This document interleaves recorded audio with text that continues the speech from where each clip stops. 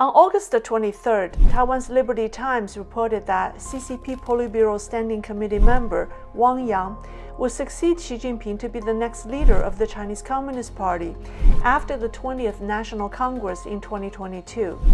2 days later, a Hong Kong newspaper, Minbao, also reported the rumor, causing widespread speculation that Xi Jinping will soon be replaced. Hello everyone, welcome to my show. I'm Lei. In my last video, I explained why the rumor is unlikely true and gave 4 reasons why I think she will not be replaced. Today, we'll talk about why Wang was promoted, what role he could play in Xi's administration, and why the rumor.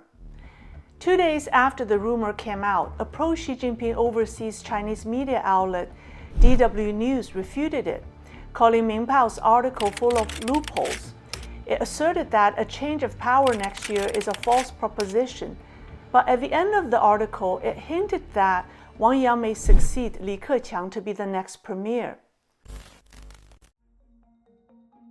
The current premier Li Keqiang will step down soon after his second term, and she needs a capable premier to handle many domestic and foreign issues. Hong Kong's losing status as an international financial center, a sluggish economy, serious debt problems, unemployment, the bottoming out of foreign exchange reserves, volatility in the capital markets, China's troubling relations with the United States, Canada, Japan, Australia, India, the EU, and even small countries such as Lithuania. There's also the Taiwan Strait crisis, and last but not least, the international community is calling for accountability for the origin of coronavirus. Wang Yang, who is called a rare financial and economic expert, seems the ideal candidate to handle various domestic economic challenges. Furthermore, during his tenure as a vice premier, Wang Yang represented China in the China-U.S. strategic dialogue and has experience in dealing with the American government. At the time, Wang's humorous talk and pragmatic approach were well received by the Americans, and this is a great asset to Xi, who needs someone experienced in handling Sino-U.S. relations.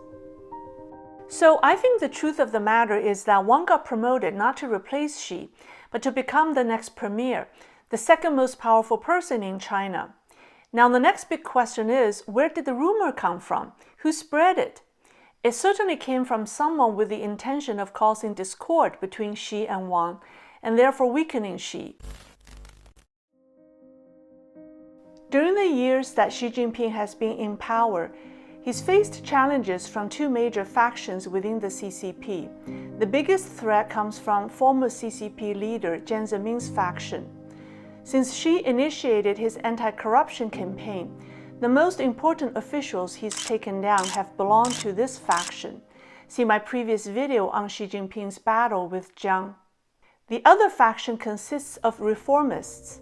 The CCP reformists hope that China can benefit from opening up more and integrating with the international community.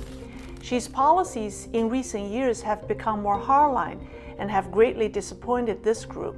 Wang Yang is said to be a reformist, but he has been targeted and suppressed by Jiang's faction. Apparently, they don't see eye to eye. Before the 18th National Congress in 2012, Jiang and his surrogate, Zheng Qinghong, suppressed Wang. Even though Wang had the popular support to join the CCP's highest governing body, the Politburo Standing Committee, he failed due to Jiang's interference. Xi Jinping is fully aware of the animosity between Wang Yang and the Jiang faction from 9 years ago. Forming an alliance with Wang would enable Xi to win over some reformists and be in a better position to fight their common enemy, the Jiang faction.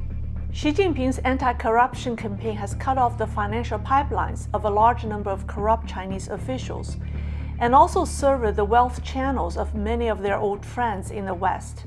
It seems that the anti-Xi forces inside and outside China are joining together to depose Xi Jinping.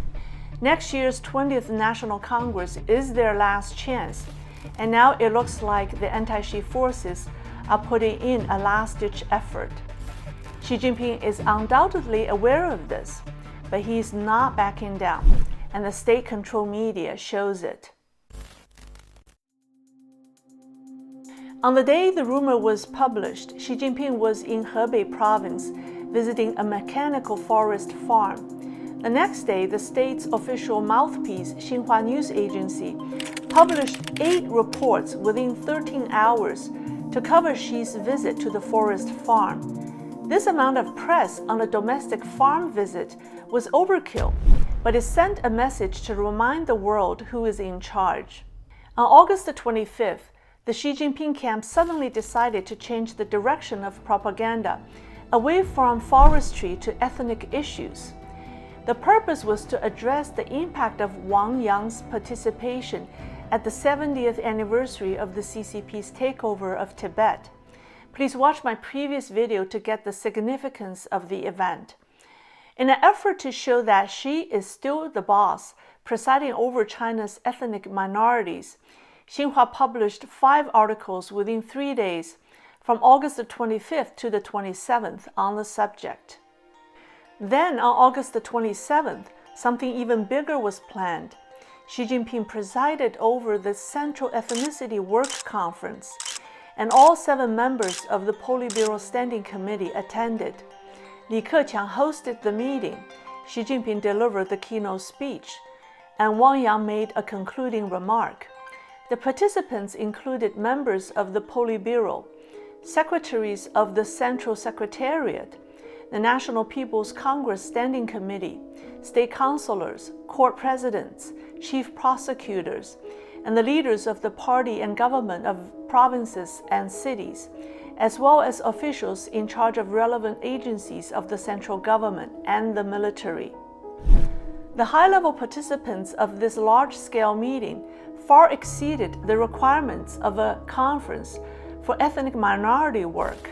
It was an event designed to crush the rumor and to show everyone who the boss is. It's still too early to tell what will happen within the next 12 months. A lot can happen from now until next fall when the CCP's National Congress takes place. I will keep an eye on it for you. You can watch my previous video on why I think Wang will not replace Xi by clicking here, and click here to watch the video on Chinese factional politics. Subscribe and more will come.